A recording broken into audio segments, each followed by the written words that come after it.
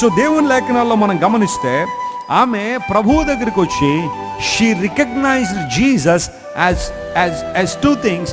ఒకటి ఆయన ప్రభు అని, రెండవది ఆయన దావీదు కుమారుడు అని గుర్తించింది.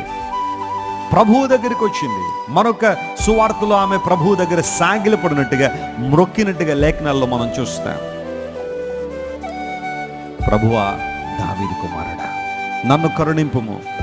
నా కుటుంబంలో ఒక సమస్య ఉంది, నాకు ఒక ఇబ్బంది ఉంది. ఒకవేళ ఈ శుక్రవారం ఈ ప్రార్థన కూడా నీ జీవితంలో ఒక సవాలుతో ఇక్కడికి వచ్చావేమో. నీ జీవితంలో ఒక ఆధ్యాత్మిక పరిధిలో కానీ, మానసికమైన రోలంలో కానీ, శారీరకమైన విధానాల్లో కానీ ఒక సమస్యతోనూ దేవుని సందుకు వచ్చావేమో. దేవుడు నీతో మాట్లాడుతున్నాడు, you have come to the right place. ఆనాడు కనానీ స్త్రీ అంతవరకు చాలా ప్రయత్నాలు చేసింది. ఆమె చుట్టూ ఉన్నవన్నీ కూడా లయమైపోయినప్పుడు తన స్తంభములను